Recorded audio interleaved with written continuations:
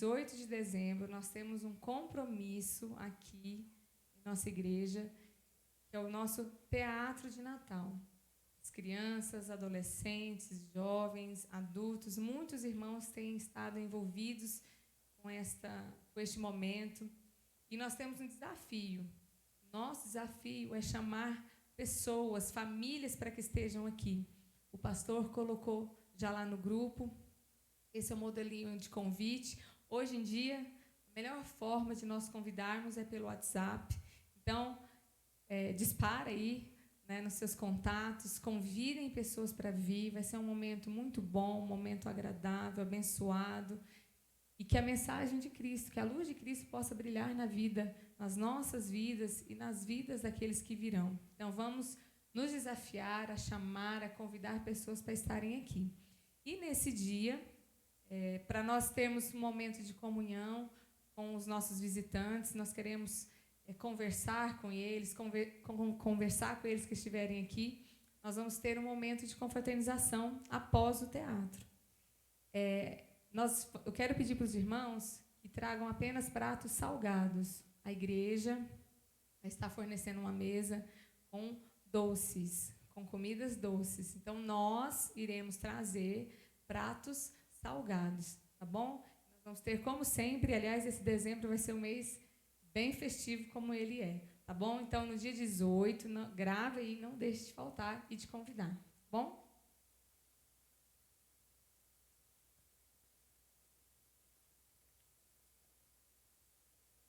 Boa noite, irmãos. Como a Jucila falou, esse mês de dezembro é o mês que eu mais gosto, o mês de dezembro. E tem tantas festas, Natal, e ainda temos esse mês de dezembro a Copa do Mundo, né? Primeira vez na história, né? Nunca antes na história desse país a gente teve Copa no mês de dezembro. E amanhã, tá aqui, ó. Amanhã tem Brasil e Coreia.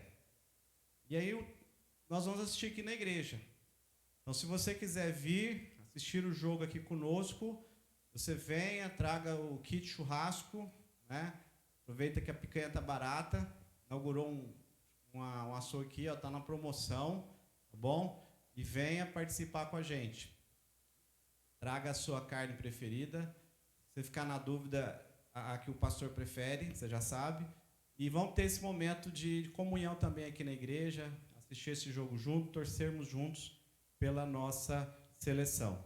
Como a Jucila já falou, eu coloquei esse convite no grupo da igreja. Se por acaso você não faz parte do grupo da igreja e quer o convite para disparar, para convidar seus amigos, seus familiares, me peça que eu envio para você, tá bom? Esse convite da cantata que será no dia 18, sem ser o domingo que vem. No outro domingo, nós teremos essa cantata de Natal.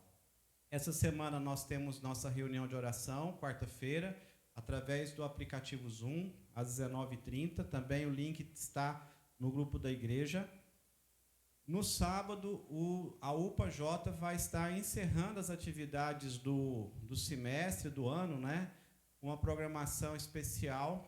Então, se você quiser participar, procure a Micaela, o pessoal aí da diretoria, que eles vão dar as maiores informações. Sei que vai ser uma tarde aí muito divertida, vai ser durante a tarde.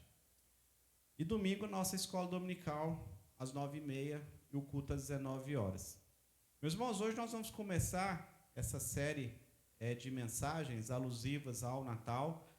É outra coisa também muito boa que eu gosto, porque no mês de dezembro, mês de Natal, e nós podemos falar mais sobre o Natal. E esse ano nós falaremos sobre os cânticos de Natal. Cânticos de Natal que nós encontramos no Evangelho de Lucas. Se você quiser já ir abrindo a sua Bíblia aí, no Evangelho de Lucas, capítulo 1. Evangelho segundo Lucas. O médico Lucas escreve esse evangelho. Ele mesmo diz na sua introdução que ele escreve de forma acurada, que ele busca conhecer os fatos e transmitir tudo o que aconteceu a respeito de Jesus Cristo. E Lucas registra 3 cânticos. Ele registra o cântico de Maria, no capítulo 1. ainda no capítulo 1, ele registra o cântico de Zacarias, e aí no capítulo 2 nós temos o cântico de Simeão. E nós estaremos então refletindo nesses 3 cânticos, um em cada domingo. Hoje nós vamos falar do cântico de Maria, que está aí na sua Bíblia, a partir do versículo 46, do capítulo 1. Capítulo 1, a partir do versículo 46 até o versículo 56. Vamos fazer a leitura desse texto? Lucas, capítulo 1, a partir do versículo 46, diz assim a palavra de Deus. Então disse Maria: a minha alma engrandece ao Senhor.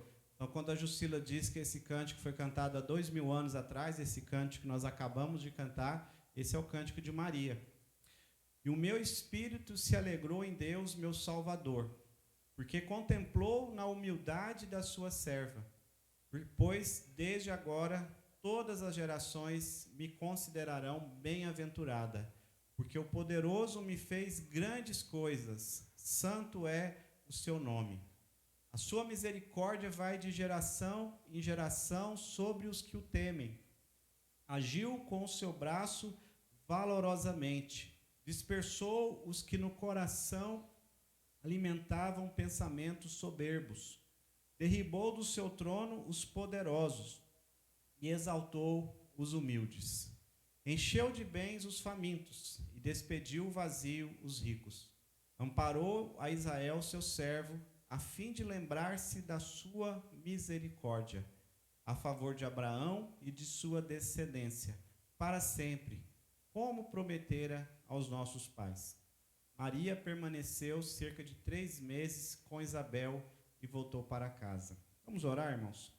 Senhor, muito obrigado por essa noite, obrigado pelo teu amor, pela tua misericórdia, obrigado porque o Senhor nos guardou, o Senhor permitiu que estivéssemos aqui para juntos te louvar, te adorar e aprender mais da tua palavra. Fala aos nossos corações, ó Pai, através da tua palavra, através do texto bíblico, e que possamos tirar ensinamentos preciosos para a nossa vida, através desse cântico da tua serva Maria. Fala através do teu Espírito Santo a cada um de nós nessa noite. É a nossa oração em nome do Senhor Jesus. Amém. Esse cântico, ele é chamado do Magnificat, porque é o texto, é a palavra latina. Na tradução latina desse texto, ele começa dizendo isso. Ela significa a magnífica. Então, a tradução melhor seria: a minha alma magnífica ao Senhor, engrandece ao Senhor. Então ele é bastante conhecido. Nós cantamos aqui, muitas igrejas cantam esse cântico. No final do texto nós vimos que Maria estava na casa de Isabel, a casa da sua prima. No versículo 26 do capítulo 1, Maria recebe a visita do anjo. E o anjo diz para Maria, o anjo Gabriel, que ela seria mãe do Messias. E depois que Maria recebe essa informação da parte de Deus, ela pergunta para o anjo como isso aconteceria. E o anjo diz que ela teria esse filho pelo poder do Altíssimo e que ele seria então chamado Filho de Deus. No versículo 36, o anjo diz para Maria: Isabel, tua parenta, igualmente concebeu um filho na sua velhice, sendo esse já o 6º mês para aquela que diziam ser estéril. Porque para Deus não haverá impossíveis em todas as suas promessas. E aí Maria termina esse diálogo com o anjo, dizendo então que se cumpra a vontade de Deus, conforme a tua palavra. O texto continua no versículo 39, dizendo que depois de Maria receber então a visita do anjo, o que ela faz? Ela vai para a casa de Isabel. O anjo disse para Maria: tua prima, Isabel era prima de Maria, tua prima está grávida. E a gravidez dela também foi algo sobrenatural, porque ela é estéril. Depois nós vamos falar um pouquinho mais sobre Isabel quando estudarmos o cântico de Zacarias, que é o esposo de Isabel. Maria vai como que para confirmar aquilo que estava acontecendo. E o texto diz que ela ficou 3 meses, então. Provavelmente ela fica com a sua prima Isabel até o nascimento de João Batista. Quando o anjo aparece para ela, Isabel já estava grávida de 6 meses. E o texto diz que ela ficou lá por 3 meses. É provável que ela fique lá esse tempo. E Isabel e o próprio João Batista, dentro do ventre, confirmam tudo o que o anjo tinha dito. E então, depois dessa confirmação que Maria recebe, ela escreve esse cântico. A estrutura desse cântico é a estrutura de um salmo. É uma poesia judaica. E uma coisa muito importante que precisamos dizer bem no início é que esse cântico de Maria, escrito por essa provavelmente adolescente judaica, ele é um compilado de passagens bíblicas. Maria, ela cita nesse cântico cerca de 12 versículos bíblicos, fazendo de forma poética a junção desses versículos e transformando esses versículos em um cântico. Algo importante é lembrar que Maria, ela não chega para Isabel, ou até mesmo para Zacarias, que era sacerdote, e diz para ele: me preste sua Bíblia. Pega a sua Bíblia, Isabel, que eu quero tirar uns versículos lá do Antigo Testamento, porque o meu coração está tão feliz e eu quero escrever um cântico. Não havia possibilidade disso. Naquela época havia os livros com os textos bíblicos, raros, caros, e que ficavam no templo. Como que Maria escreve esse cântico? Dos textos, dos versículos que ela tinha decorado. Ela tinha a palavra de Deus no coração dela, como algo normal para um judeu da sua idade. Conhecer muitos e muitos textos das Escrituras Sagradas. E ela, então, da memória dela, ela pega e escreve esse cântico tão maravilhoso. Nós lemos nessa noite. O coração dela estava cheio da palavra de Deus. E esse é um cântico, meus irmãos, de celebração. O Natal, ele precisa ser na nossa vida um tempo de celebração. Mas Jesus não nasceu dia 25 de dezembro, talvez você já tenha descoberto isso. De fato, muito difícil que Jesus tenha nascido no dia 25 de dezembro, que ele tenha nascido no mês de dezembro. Em Israel, agora lá é inverno. O texto bíblico diz que quando Jesus nasce, os pastores estavam com as ovelhas no campo. Não há possibilidade disso acontecer lá em Israel no mês de dezembro. Mas o importante não é a data específica, não é o fato histórico, o dia, mas é comemorarmos, é lembrarmos que, segundo o evangelista João, um dia o Verbo se fez carne. Um dia nós tivemos a visitação de Deus no nosso planeta. Deus deixou a sua glória e veio e nasceu como um humilde bebê em Belém, numa estrebaria, com o propósito de nos dar a vida eterna. Então, esse mês é um mês de celebração. Você não pode perder essa oportunidade de refletir nos textos bíblicos. Domingo passado nós entregamos um calendário do Advento, ou seja, um calendário do Natal com textos bíblicos para você ler com a sua família todos os dias. Eu creio que ainda tem alguns ali na entrada da igreja, mas se você pegou, esteja lendo, use esse tempo. Você que tem criança pequena, tem filhos pequenos, aproveite esse tempo para deixar bem claro para ele qual o sentido do Natal, o verdadeiro sentido do Natal, que foi roubado pelo comércio. Diga que Jesus nasceu, fale da importância do nascimento de Jesus. Seja um tempo de celebração, de festa na sua casa, na sua família. E esse cântico de Maria, nós tiramos algumas lições para nossas vidas. A primeira que eu queria trazer para os irmãos nessa noite é que Maria, ela fala da intervenção de Deus na sua história.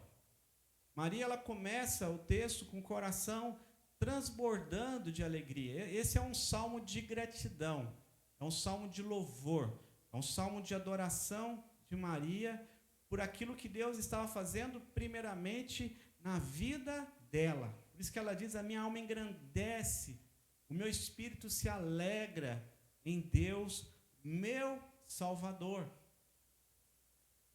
Em que sentido Maria estava chamando Jesus de Salvador?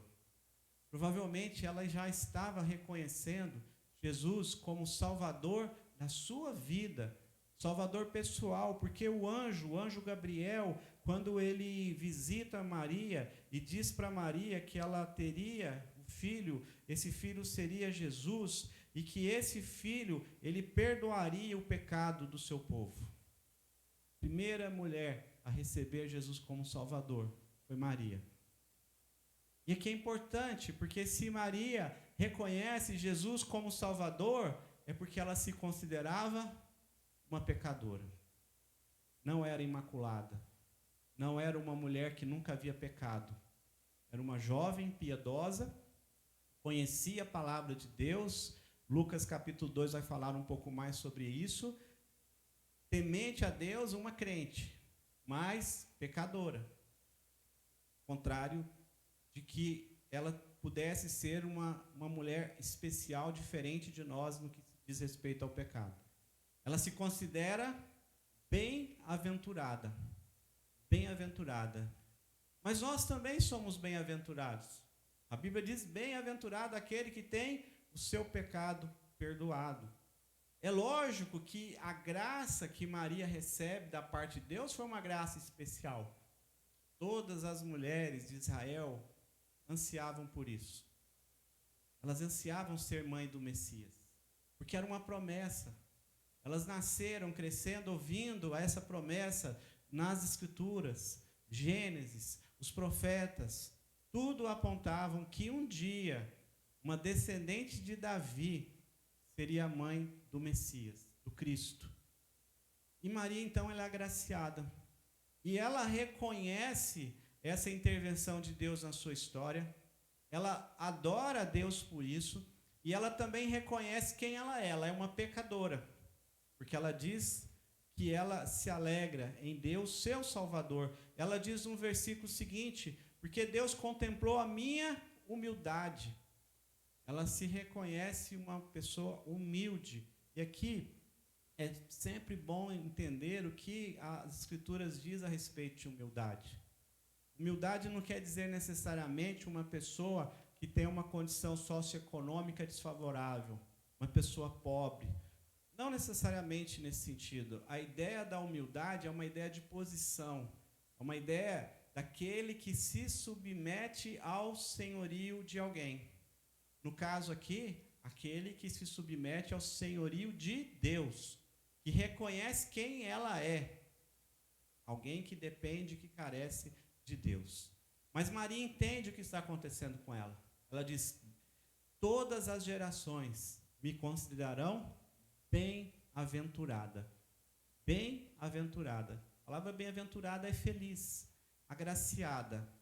Não aquela que dela sairia bênçãos. Ela não é uma abençoadora no sentido que muitas vezes nós ouvimos, mas alguém que foi inteiramente abençoada por Deus. E ela diz que o poderoso, o Deus poderoso, e aqui ela está usando uma linguagem do Antigo Testamento, onde Deus sempre era nomeado, chamado daquele do poderoso de Israel, o poderoso dos exércitos. Ela falou: poderoso, Deus Todo-Poderoso me fez grandes coisas. E esse Deus é santo. Então ela chama Deus de poderoso, de santo, de salvador e de Senhor. Qual a lição que nós podemos tirar aqui? É que Deus continua sendo o Deus que intervém na nossa história. Esse Deus que nasceu lá em Belém. Esse Deus que foi revelado primeiramente para Maria. Esse Deus que Maria adora, ele também nasce no nosso coração. Deus se importa conosco. Ele vem e trabalha na nossa história. Na nossa história. Faça um exercício. Se hoje você perdesse tudo que você tem, ainda restaria algum motivo de alegria a Deus? Se a sua resposta for não, você não entendeu ainda o que Deus fez na sua história. Deus que intervém na nossa história para nos dar perdão dos nossos pecados, para nos conceder a vida eterna. Então, Natal é esse tempo. Natal é esse tempo de reconhecer esse Deus que age na história pessoal. E só Deus tem esse poder. Deus, nesse exato momento, Ele sabe o que está passando na mente de cada um aqui, nesse templo. Sabe o nome de cada um. Ele sabe a alegria de cada um, a dor de cada um, a oração de cada um. Ele conhece o nosso nome. Ele chama as estrelas pelos nomes. E Ele sabe quem nós somos, porque Deus, Ele é um Deus pessoal. Por isso que Maria disse, o meu Salvador. Eu espero que você possa ter essa mesma gratidão, essa mesma adoração de Maria e chamar Deus de meu Salvador. Aquele que tem feito na minha vida grandes coisas. Mudar a mente de uma pessoa. Mudar o comportamento. Mudar as vontades e desejos. Esse é o maior milagre que pode acontecer. Reflete o poder desse Deus. E esse é o que acontece com aquele que tem esse novo nascimento, esse Natal na sua vida pessoal.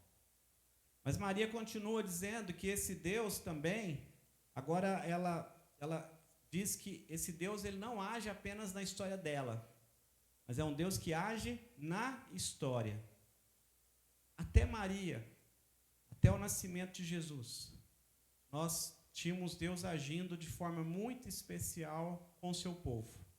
Maria, ela diz isso nos versículos bíblicos, quando ela diz que Deus ele tem esse braço valoroso, braço forte, o braço que derribou trono de poderosos. Ela está com certeza aqui fazendo alusão à história que ela conhece, a história do Deus de Israel, a história do Deus que derrubou tronos, a história do Deus que deu vitória para o seu povo.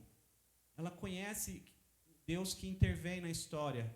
Mas agora, de forma mais especial, a intervenção de Deus a partir de Cristo vai refletir em toda a humanidade. Agora, não mais para um povo específico, o povo de Israel, mas para todos aqueles que viriam a crer em Jesus Cristo, de todas as tribos, povos e nações. Nós somos o Israel de Deus.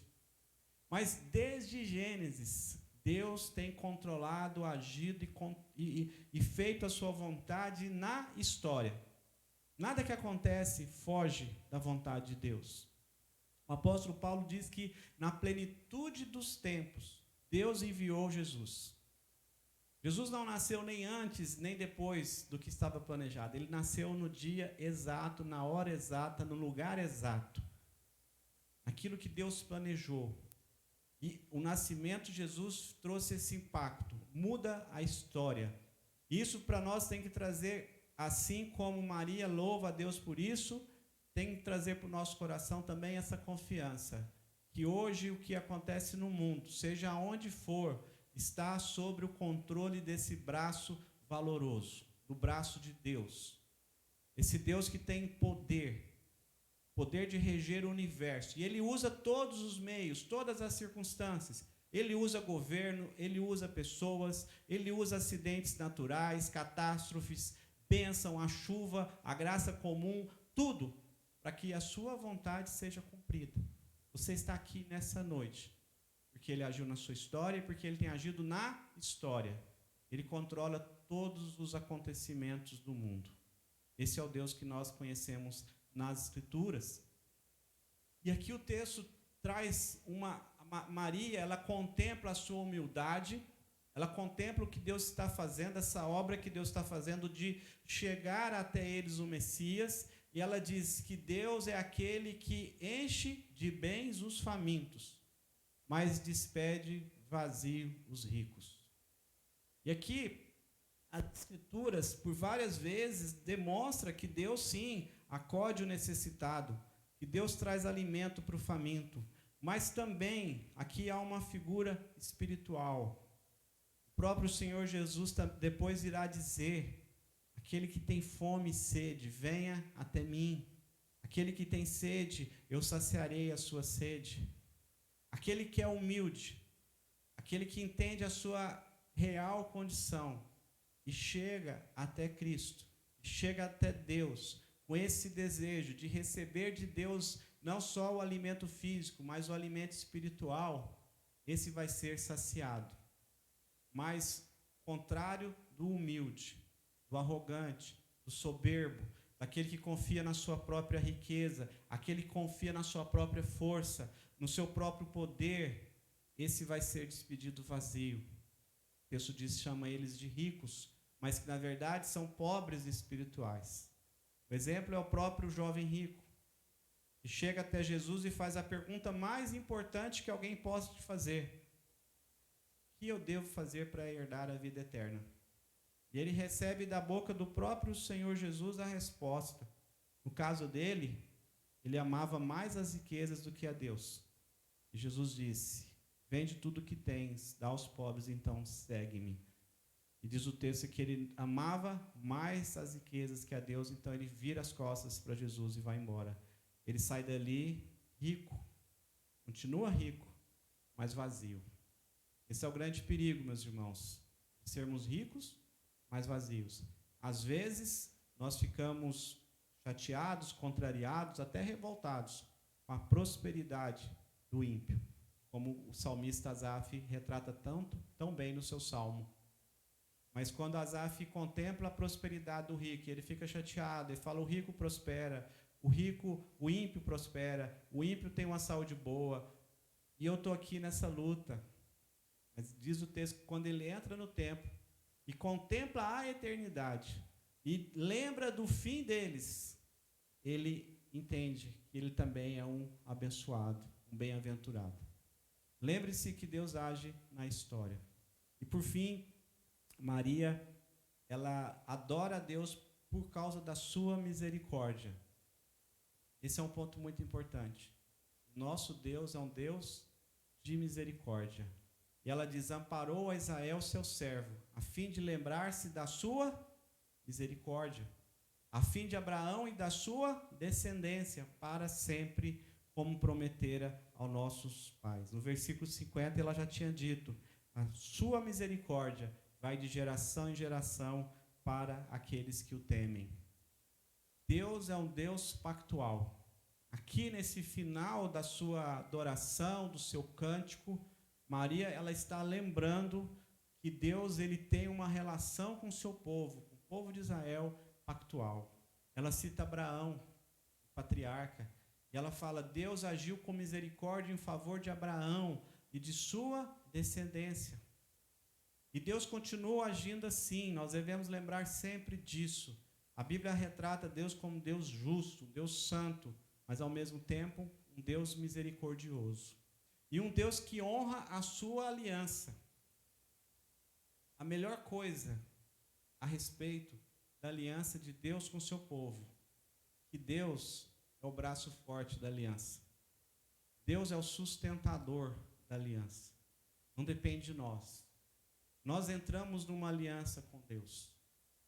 Nós aceitamos a Cristo como Senhor e Salvador por causa da aliança, por causa do pacto, por causa das promessas.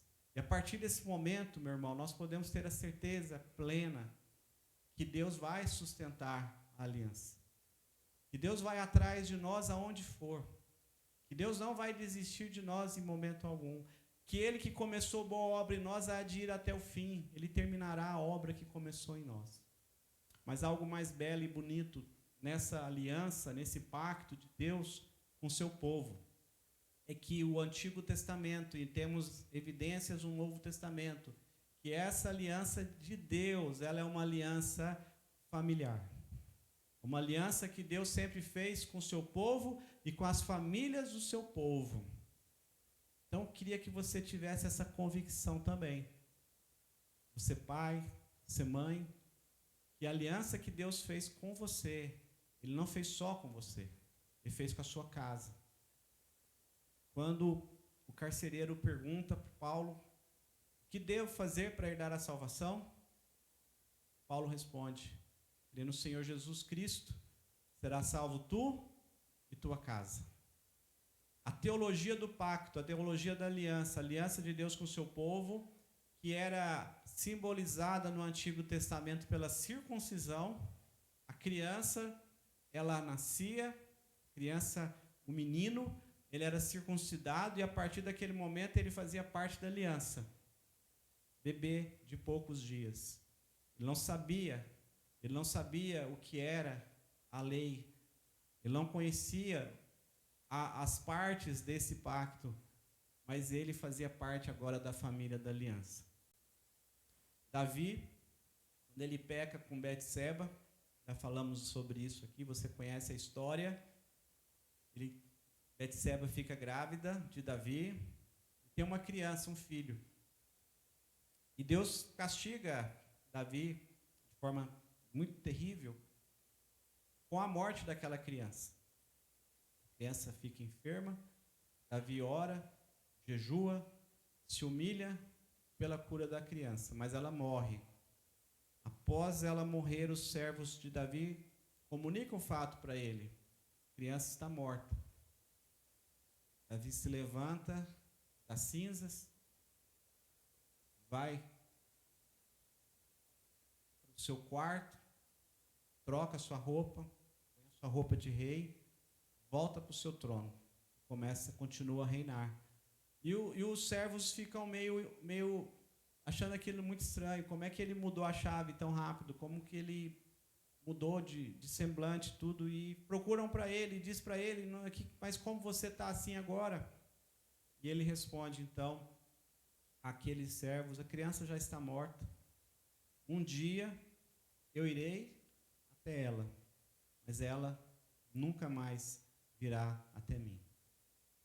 Davi, ele tinha essa convicção da salvação. Ele dizia: eu sei que o meu Redentor vive, eu sei que eu habitarei para sempre na casa de Deus. E ele cria também que os seus filhos, a sua descendência, estaria com ele. E no Novo Testamento nós temos essa promessa maravilhosa. É lógico e importante lembrar, e aí nós temos a nossa teologia do batismo infantil. A igreja presbiteriana é uma das poucas igrejas evangélicas que batizam os filhos, os crentes, que no batismo nós estamos celebrando o pacto, nós estamos celebrando a aliança. Mas se você já batizou o seu filho, você deve lembre sempre disso, que você fez uma aliança com Deus. E você prometeu, naquela aliança, que você seria testemunho, daria testemunho para o seu filho, que você leria a Bíblia com seu filho, que você oraria com seu filho e por seu filho, que você traria o seu filho à igreja, e que você estaria o tempo todo inculcando ao seu filho a palavra de Deus. O pacto tem responsabilidade da nossa parte, mas quem sustenta o pacto é o nosso Deus. É isso que Maria está falando. Então, nesse Natal, se lembre que Deus é o Deus que intervém na nossa história pessoal. É o Deus que intervém na história da humanidade. Ele é Deus soberano, providente sobre todas as coisas. E é o Deus que cumpre a sua promessa. Para refletir e praticar, primeiro, precisamos conhecer mais a Bíblia. Será que temos a mesma capacidade de Maria? Se hoje nós fôssemos desafiados a escrever um texto, um cântico, citando a palavra de Deus, nós teríamos versículos suficientes no nosso coração para escrever a respeito de Deus? A primeira confissão de fé das Américas, ela se chama Confissão de Fé de Guanabara. Se você procurar na internet, você vai encontrar esse documento histórico. A Confissão de Fé de Guanabara, ela foi escrita por volta do século XVI, quando houve aquela invasão francesa no Rio de Janeiro, conhecido como França Antártida. Não sei se você lembra das suas aulas de história. E ali havia no Rio de Janeiro uma colônia, um grupo de franceses. E o comandante dessa expedição, ele era supostamente um calvinista. E ele escreve uma carta para Calvino e diz: Calvino, mande missionários para cá. E aí Calvino põe lá uns missionários num barco, o barco atravessa o oceano e chega mais de 10 missionários lá na Baía de Guanabara. E ali, então, é celebrado a primeira Santa Ceia das Américas. Foi celebrado lá no Rio de Janeiro. Só que, depois de tudo isso, esse comandante, ele vira católico, ele vira as costas para o calvinismo, ele prende esses missionários e diz para eles: escrevam o que vocês creem. Então, dentro da prisão, eles escrevem a confissão de fé deles, chamada Confissão de Fé de Guanabara. Documento muito interessante, bonito, sem ter uma Bíblia em mãos. O que eles escrevem lá é aquilo que estava no coração deles. Então, nós vamos conhecer mais a palavra de Deus, mais a Bíblia. Como diz o salmista: guardo no coração as tuas palavras, para não pecar contra ti. Segundo, precisamos ter uma caminhada pessoal com Deus. Não adianta a fé do seu esposo, não adianta a fé da sua esposa, não adianta a fé do seu pai, do seu tio. Ela serve de modelo, de exemplo. Mas você precisa ter uma caminhada. Você precisa chamar Jesus Cristo de seu Salvador, como Maria fez. Precisamos depender e confiar sempre de Deus. Confiar sempre em Deus. Como Maria exalta.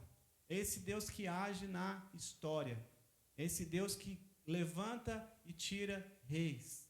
É esse Deus que despede vazios ricos e alimenta os famintos. Por isso, precisamos de Deus. Precisamos ter sede de Deus. Quando você estiver abatido, triste, vazio, sem alegria, busque a Deus. Não busque prazeres mundanos, não procure algo que possa substituir o que somente Deus pode fazer em sua vida. Precisamos ter essa sede de Deus, necessidade de Deus, vontade, desejo de ter Deus em nossas vidas, de adorar a esse Deus, de conhecer mais esse Deus, conhecer mais a palavra de Deus. E com isso nós vamos falar mais de Deus, compartilhar mais de Deus, como Maria fez. Maria falou de Jesus, ela não falou dela. Em lugar nenhum ela disse que ela era especial, bem-aventurada. Somos bem-aventurados. Bem-aventurados aqueles que não viram e creram. Somos essa geração dos que não viram, mas através de ouvir o Evangelho, creram. Que Deus nos abençoe o seu tempo de Natal, abençoe sua família nesse tempo e aproveite para se aproximar mais e mais de Deus e adorá-lo cada vez mais com a sua vida. Amém? Nós vamos ter agora um momento da ceia do Senhor. Queria chamar o